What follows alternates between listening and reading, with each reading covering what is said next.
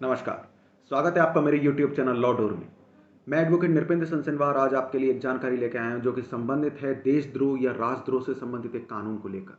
दरअसल यह कानून भारतीय दंड संहिता यानी कि इंडियन पैनल कोड के सेक्शन 124 ए में बताया गया है।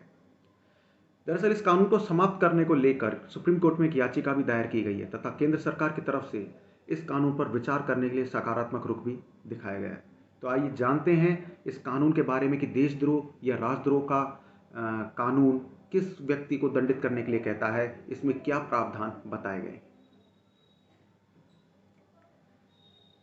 देशद्रोह या राष्ट्रद्रोह को अपराध बनाने वाली आईपीसी की धारा 124 ए की संवैधानिक वैधता को अब सुप्रीम कोर्ट में चुनौती दे दी गई है। सुप्रीम कोर्ट में अब तक सरकार इस कानून का बचाव कर रही थी, लेकिन अब केंद्र सरकार ने भी हलफनामा दायर करके कहा है कि वो इस कानून पर विचार करने को तैयार है।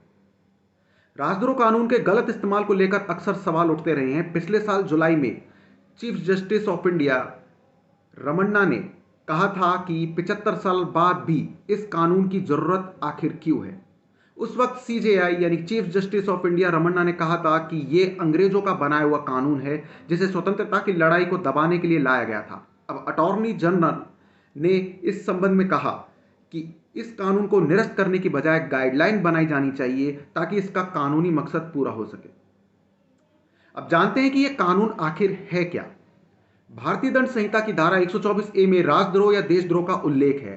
यह धारा कहती है कि अगर कोई व्यक्ति बोलकर या लिखकर या इशारों से या फिर किसी चिन्हों के जरिए या किसी और तरीके से घृणा या अवमानना या उत्तेजित करने की कोशिश करता है या असंतोष को भड़काने का प्रयास करता है तो वो राष्ट्रद्रोह का आरोपी होगा।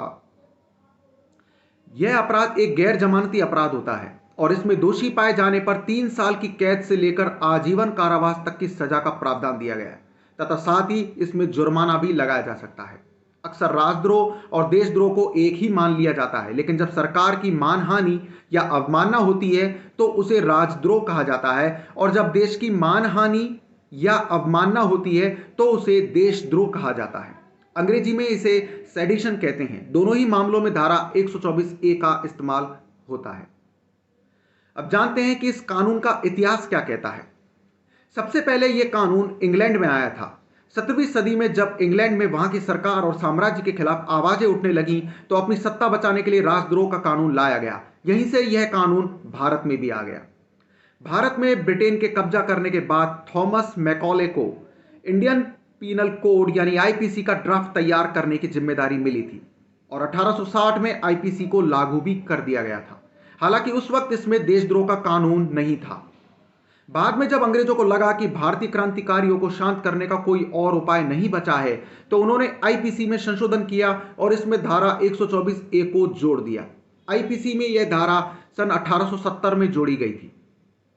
इस धारा का इस्तेमाल स्वतंत्रता आंदोलन को कुचलने और सेनानियों को गिरफ्तार करने के लिए किया जाने लगा। इसका इस्तेमाल महात्मा गांधी, भगत सिंह और बाल गंगाधर तिलक जैसे स्वतंत्रता सेनानियों के खिलाफ हुआ था। अब जानते हैं कि आखिर इस कानून का विरोध क्यों किया जा रहा है। इस कानून का विरोध करने वालों का तर्क है कि सरकार इसका गलत इस्तेमाल कर रही है। सरकार अपने विरोधियों पर इस कानून का इस्तेमाल कर रही है। उनका तर्क यह भी है कि जो भी सरकार के खिलाफ कुछ बोलता है तो उस पर देशद्रोह का केस लगा दिया जाता है। विरोध करने के पीछे एक कारण यह भी है कि इस केस में गिरफ्तारियां तो बहुत होती है लेकिन दोषी बहुत कम ही साबित हो पाते हैं। केंद्र सरकार की एजेंसी एनसीआरबी यानी कि नेशनल क्राइम रिकॉर्ड्स ब्यूरो 2014 से धारा 124 ए के तहत दर्ज केसेस का रिकॉर्ड रख रही है। अब जानते हैं कि जब अदालतों ने इस कानून पर सवाल उठाए तब क्या हुआ। आजादी के बाद 1951 में तारा सिंह गोपीचंद मामले में पहली बार किसी अदालत ने इस कानून पर सवाल उठाए थे। तब पंजाब एंड हरियाणा हाईकोर्ट ने धारा 124 ए को भाषण और अभिव्यक्ति की स्वतंत्रता पर प्रतिबंध माना था। इसके अलावा बिहार के रहने वाले केदारनाथ सिंह पर भाषण देने के मामले पर राज्य सरकार ने राष्ट्रद्रोह का केस दर्ज किया। इस मामले में 1962 में सुप्रीम कोर्ट ने कहा कि सरकार की आलोचना कर देने भर से राष्ट्रद्रोह का मुकदमा नहीं बनता। इस मामले में तभी दंडित किया जा सकता है जब उससे हिंसा भड़कती हो। सुप्रीम कोर्ट के इस आदेश को आज भी धारा 124 ए से जुड़े मामलों के लिए मिसाल के तौर पर काम में लिया जाता है।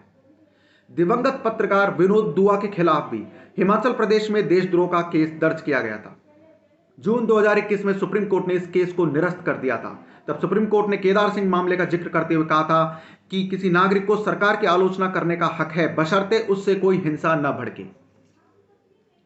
तो यह थी महत्वपूर्ण जानकारी देशद्रोह और राजद्रोह से संबंधित कानून सेक्शन 124A के बारे में, जिसे कि अब समाप्त करने की तैयारी की जा रही है। ये जानकारी आपको कैसी लगी मुझे कमेंट बॉक्स में लिख के जरूर बताइएगा, तथा साथ ही मेरे इस चैनल को आप शेयर, लाइक और सब्सक्राइब जरूर करें, जिससे कि आप आने वाले कानूनी जानकारी से संबंधित लेटेस्ट वीडियोस के बारे में जानकारी भी प्राप्त कर पाएं। तो मिलते हैं एक और नई कानूनी जानकारी के साथ अपने अगले वीडियो में।